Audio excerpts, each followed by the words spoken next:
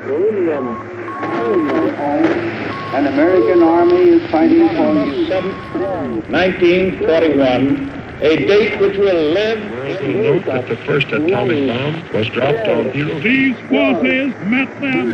We have declared the war in But we don't plan to surrender either. We are going to win. Proportions and would lead to World War III. Allied air forces began an attack on military targets. Decide that in the 21st century that America... March 5th, 2052, the United States has officially closed. The United States will go ahead with a national quarantine. The new plague virus. Disaster sweeping United Nations.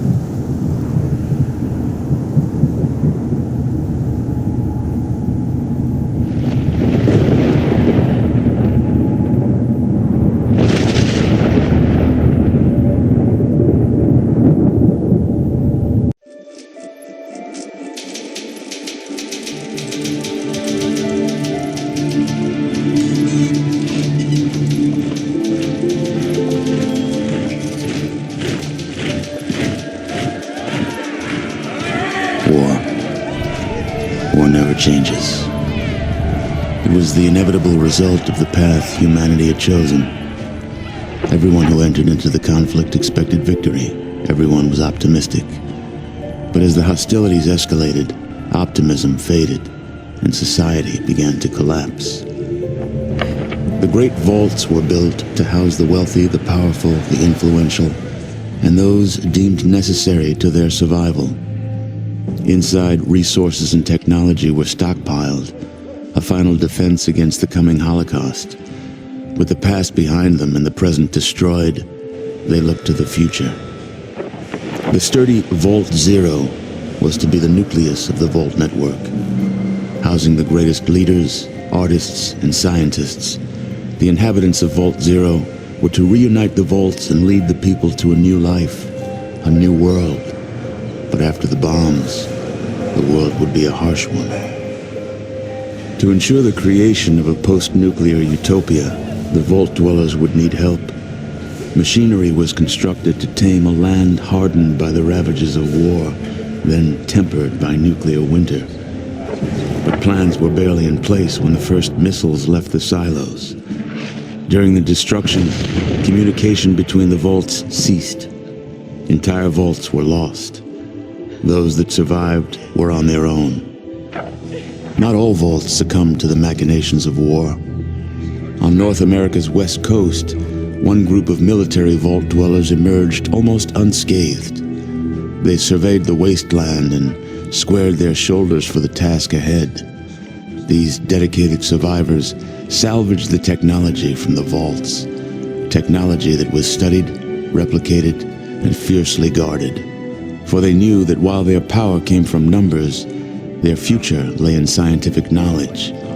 In time, they formed the Brotherhood of Steel. The Brotherhood used their knowledge to drive back the atrocities of the wasteland, proclaiming themselves the technological saviors of mankind. They scoured the land in search of more technology, raiding mutant camps, bandit towns, and the broken remains of other vaults. But even they could not keep pace with the high tolls demanded by life in the wasteland. The Brotherhood found themselves at odds with their need for new blood versus their code of technological secrecy. The debate was lengthy. Finally, the elders ruled against sharing the technology with outsiders, convinced that they would endure as they had before. Further discussion was discouraged, and the elders ordered the minority on a mission across the wastes.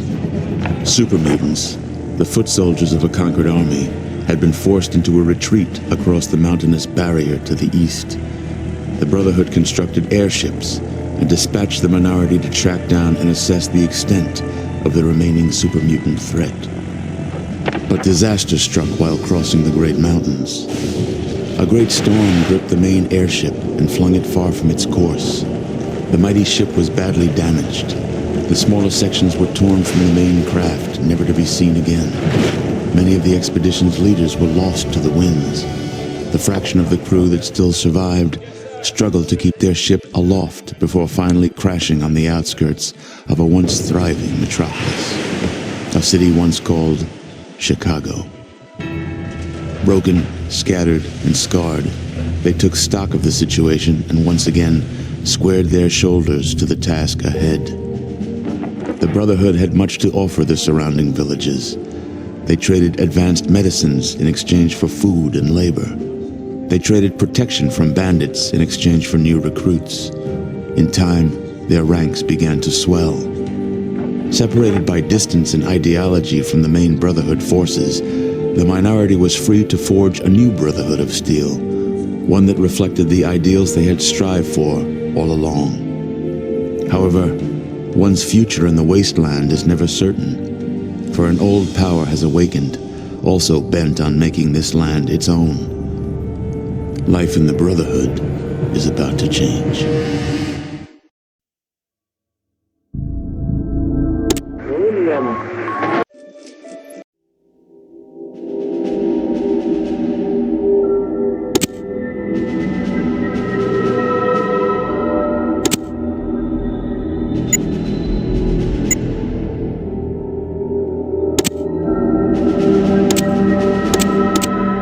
Recruit!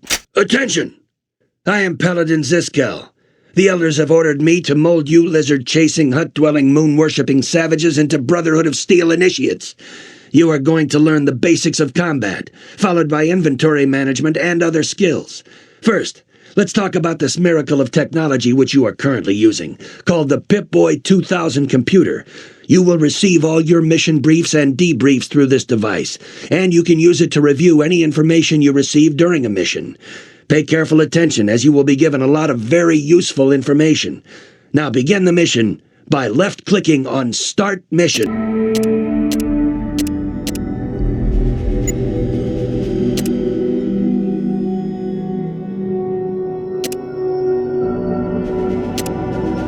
Let's get started, recruit. During the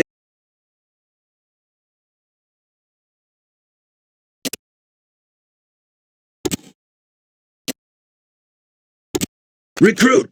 Attention! Let's get started, recruit. During the mission, you can view your surroundings by using the cursor keys to scroll the viewing window. You can also use your mouse to scroll the window by holding it over the border of the desired direction. Center the game window on Rex by right-clicking on his control tab. Take a look around. You will only be able to see the enemy if there is a direct line of sight between them and at least one of your squad members. Rex is carrying a submachine gun, SMG, in his left hand. This is his currently selected weapon. If you don't have a weapon in your selected hand, then you can perform hand-to-hand attacks. It might not sound like much, but nothing ever feels as good as delivering a mailed fist to some unsuspecting raider's snot box. We're going to target the dummy nearest to Rex by moving the cursor over it. When we do this, the pointer changes to a targeting cursor. Now, click Done. Target the dummy, and left-click to fire at it.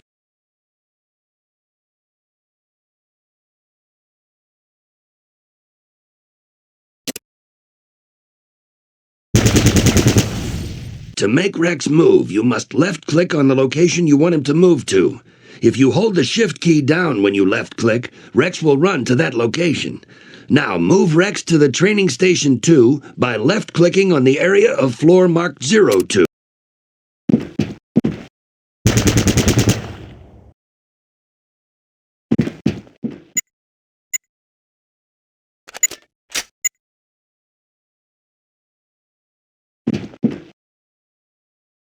Most weapons have more than one mode. For example, the SMG can be used in either single shot or burst mode.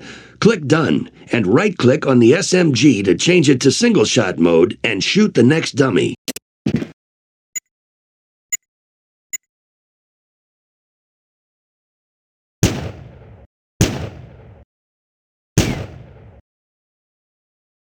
Every character in the game has an inventory associated with them. Close this window and look at Rex's inventory by left-clicking on the button marked INV in the panel in the bottom right of the screen. The inventory window will list all the items that a character is currently carrying. You can get additional information on any item in the inventory by left-clicking on it. Rex currently has ammunition for the SMG and is also carrying a knife. When you have a squad of characters, you can redistribute items amongst them by opening a character's inventory and dragging items to the other characters or their character tabs. But this only works if the characters involved are close to one another. Close this window and drag the knife down to Rex's right hand to get him ready for a melee attack. After you have equipped Rex with the knife, close the inventory.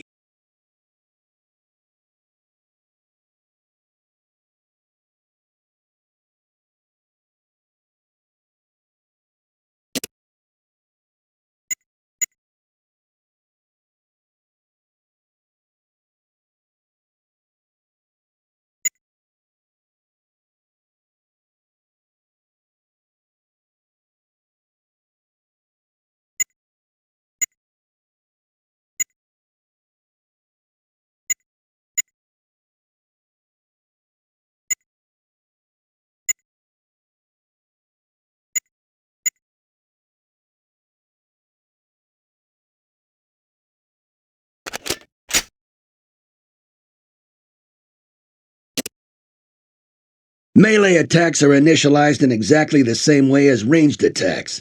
Select the knife as your chosen weapon by left-clicking on it in the hand slot. Right-click on the dummy at Training Station 3, and Rex will walk up to it and attack it with...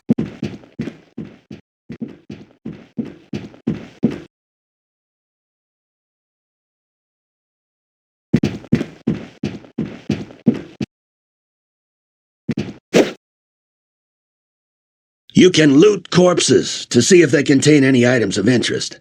Do not think of this as dishonorable. Your dead enemies have a wealth of items to aid the Brotherhood. Weapons, armor, ammo, money. It's all out there for the taking. Close this window and loot the body of the dummy you have just attacked by left-clicking on it.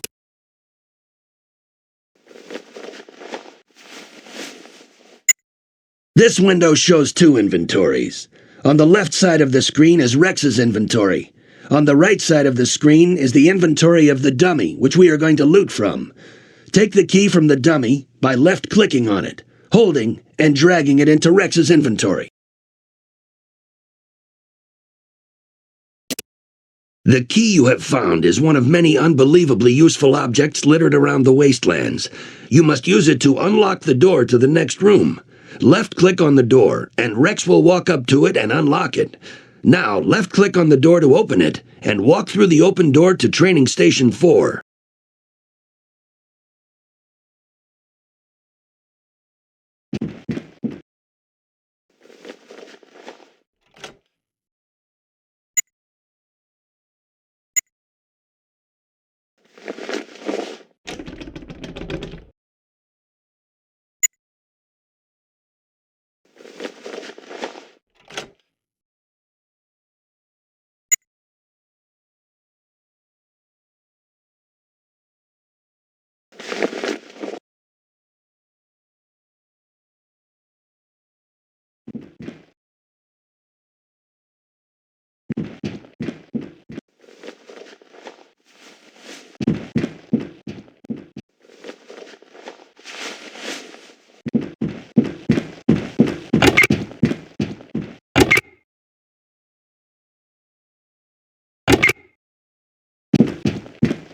Many items in the world are in containers, hidden from prying eyes and sticky fingers. These objects can be identified because when you move the cursor over them, it will change into a yellow target. The locker on Rex's right contains some items, all of which will be of use to you. Left-click on it to open it.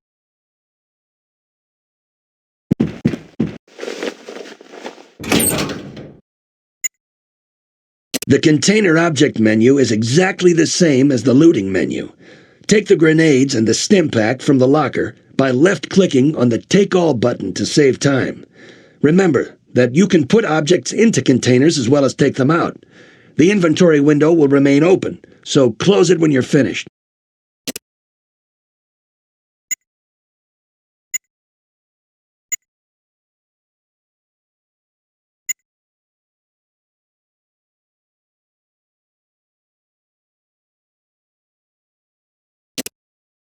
The final type of weapon we will cover is the thrown weapon.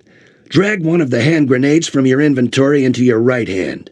Your right hand should still be your selected hand, but if not, then left-click on it. Grenades do damage to all characters within a radius of effect. Right-click on one of the dummies at the far side of the room to throw the grenade at it.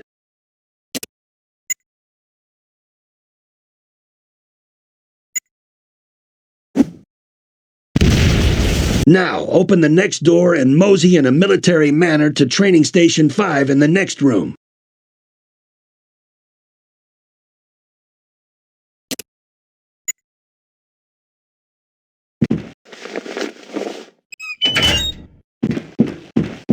Your characters have 3 sentry modes that can be set. These are selected using the buttons to the right of the right-hand slot. 1. Off. Only attack when specifically told to do so. 2. Defensive.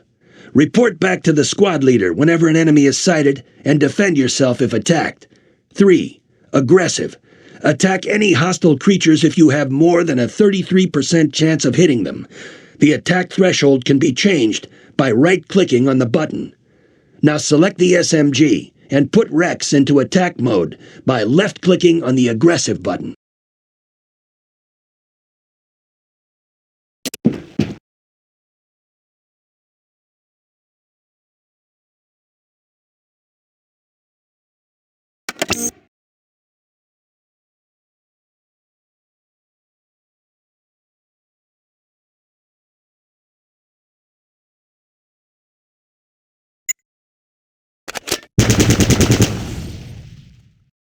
Your characters will have a choice of 3 stances. These are selected by using the buttons to the right of the sentry mode controls. 1. Standing. While this may be new to some of you tribals, standing upright has been around for years. It's also the default mode and the only mode where the character can run. 2. Crouch. This is useful for getting under low obstacles. It also gives the character a higher chance to hit the enemy with guns because the weapon is held steadier. Crouching is also useful if there aren't any toilets around. 3. Prone. This is useful for getting under very low obstacles. It also gives the character the highest chance to hit the enemy with guns. Some weapons, such as the knife, cannot be used when prone. But watch out, you are much more susceptible to melee attacks when prone. Now, crawl through the low doorway to Training Station 6.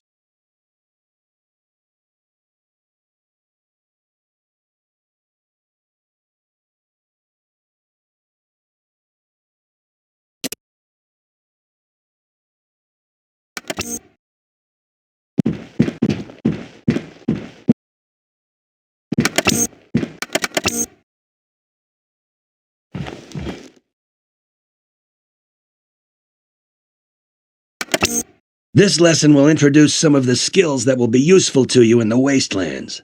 The next door is locked, and you do not have the key to open it. However, you can pick the lock. Picking a lock is kind of like picking your nose. If you're successful, you're going to end up with some kind of reward.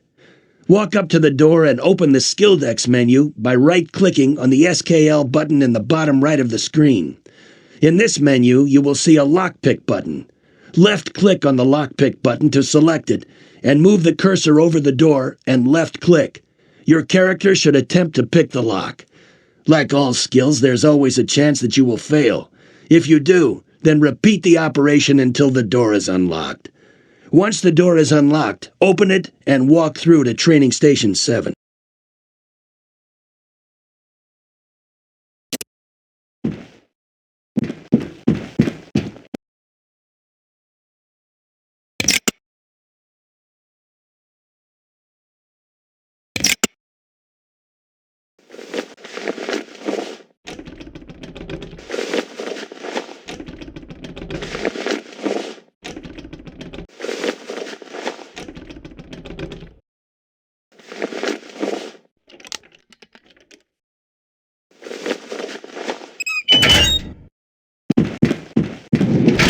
Let's move on to Stealth.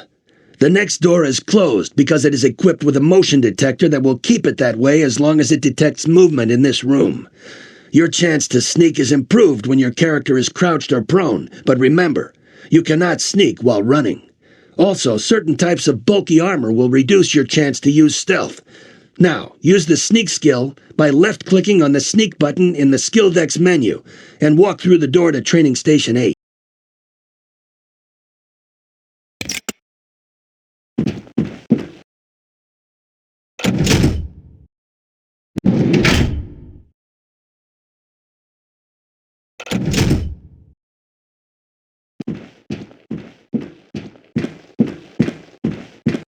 The green bar on your character's tab indicates how healthy your character currently is.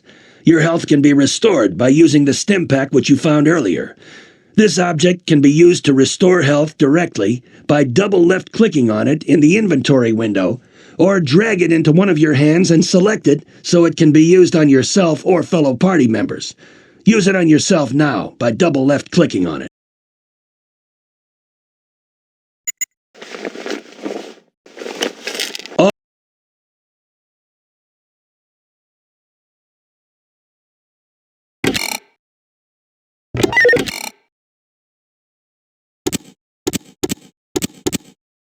The character window contains explanatory text for all of the statistics. This is accessed by left-clicking on the statistic in question. During the game, your character will receive extra skill points. These should be used to boost selected skills which you wish your character to specialize in. You will see that you currently have 20 spare skill points to spend. Use them to boost one or more skills. When you are finished, click the Done button.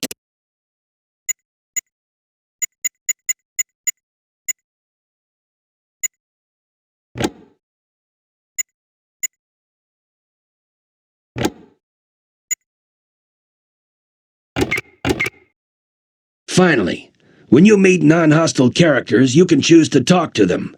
Some of these folks have valuable information regarding your mission. However, some of these civilian pukes have less information than your average pile of steaming mutant feces.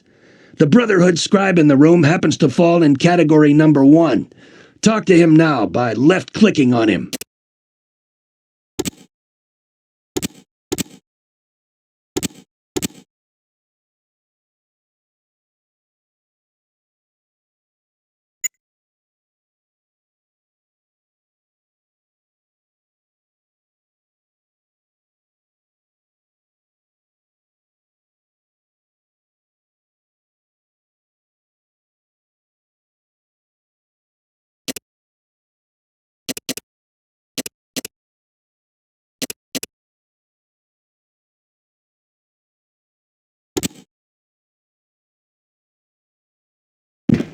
Congratulations on getting this far, my son.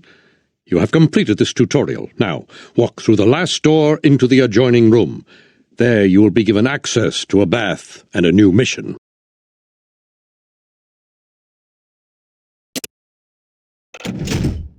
Congratulations on getting this far.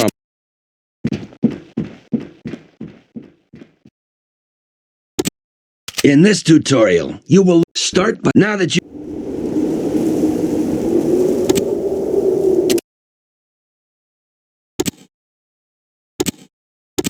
recruit. In this tutorial, we demonstrate how to set up an ambush and draw out the enemy using a decoy. This strategy is particularly effective against less intelligent enemies, such as the dog you will encounter here. As with most encounters, this mission can be completed in a number of different ways. Click on Start Mission to view a recorded movie showing how to execute this combat maneuver.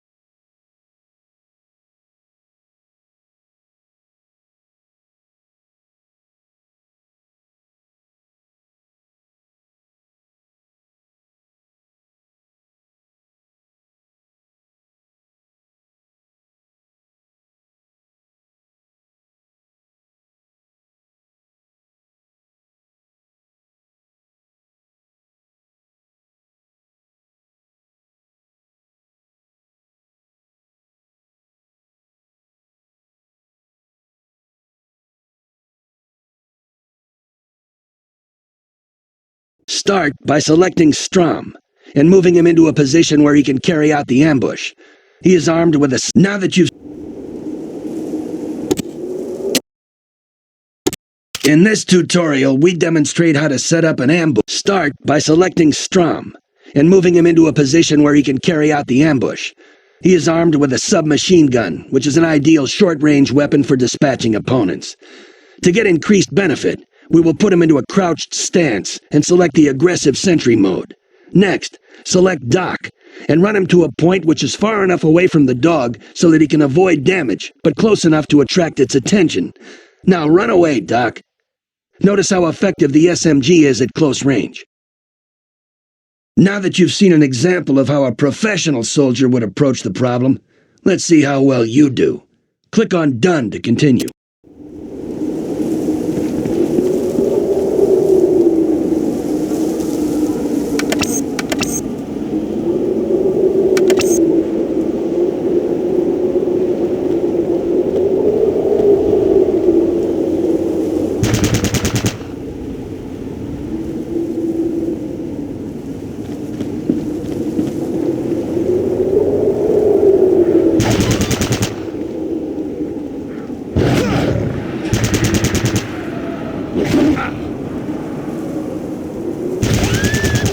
Well done. But remember that in the field, your opponents will often be more resourceful and better armed. In this tutorial, start by selecting Strom and moving him into a position where he can carry out the ambush. He is armed with a submachine gun, which is an ideal short-range weapon for dispatching opponents. To get increased benefit, we will put him into a crouched stance and select the aggressive sentry mode. Next, select Dock and run him now that you've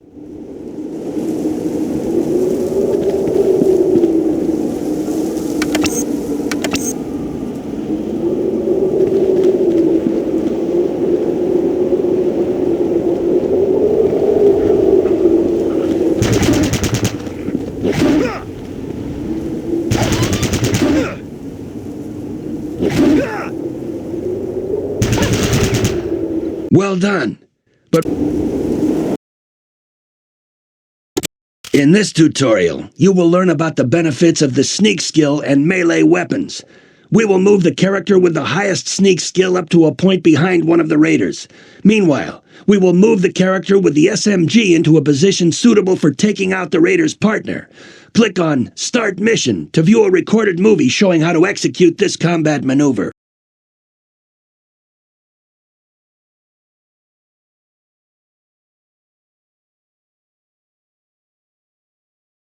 Start by setting Ghost to Sneak Mode, Aggressive Mode, and Crouched.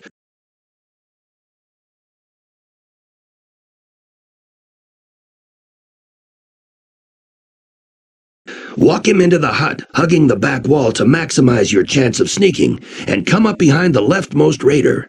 Meanwhile, set Strom to Sneak Mode, crouch and walk him into the tent, trying to stay behind the low barriers.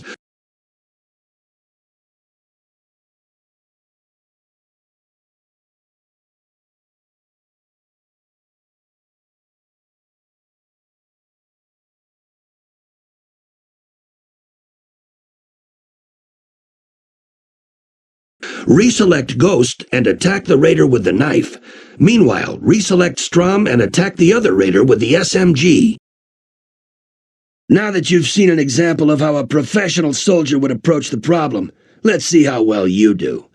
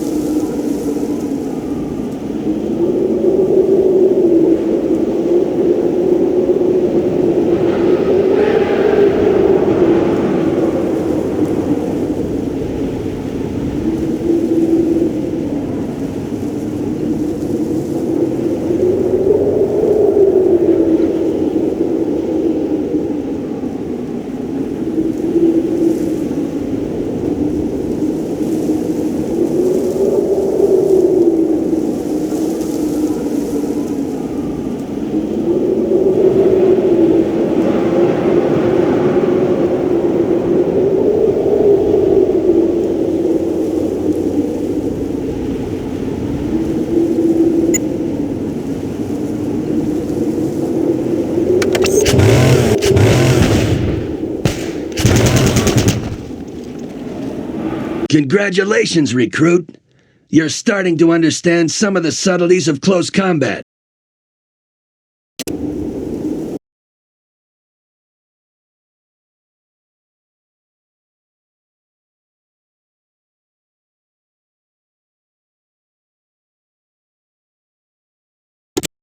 In this, the final tutorial, you are faced with the problem of taking out an enemy who is entrenched in a well-defended position. You'll see how to use height to gain an advantage over the enemy. You'll also learn how to use area effect weapons in a relatively safe manner. Dismissed. Start by selecting both characters and put them into the prone position and sneak mode.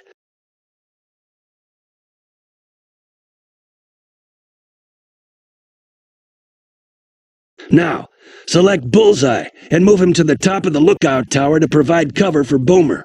Whilst he's moving, select Boomer and get him to crawl around the other side of the bunker.